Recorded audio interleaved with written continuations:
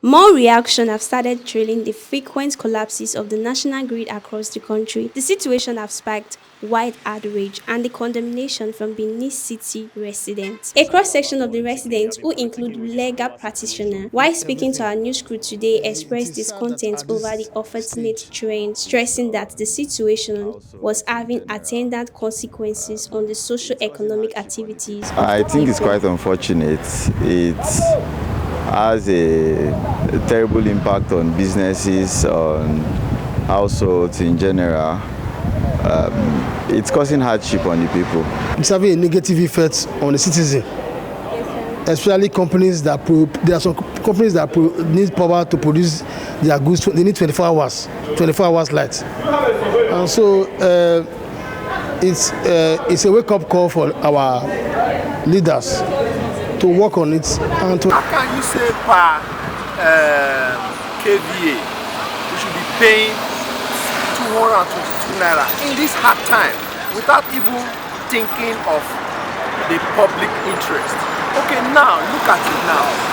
The grid collapsed. It was raised again. Collapsed again. Level times. Is it not money they are using for it? I feel it's as if God made the economy bad. People are suffering, work are collapsing. People that have shop, business, the light really affects our business. So it's really bad on the economy. Very displeasant one, because if Nigeria has a working system, I don't think we'll be hearing issues like power grid collapsing on frequent occasions. So it tells how horrible, insincere and unpatriotic Nigerian government is. Something quite embarrassing. It's a shame that a country like Nigeria, with all the resources, has not been able to get the issue of electricity supply and distribution right over the years.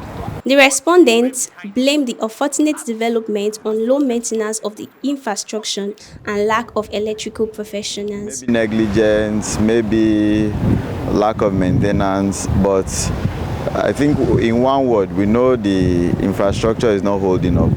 The respondent tasked the government to make urgent and lasting intervention in the sector, adding that the sector should be deregulated to allow private to independently generate their power. This advocated absolute deregulation of the sector.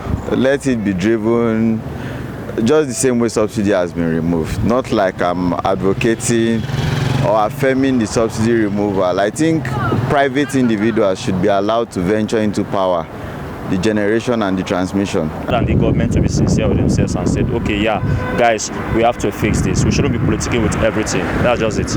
Every state and every local government should be able to generate their power and supply their people within their locality.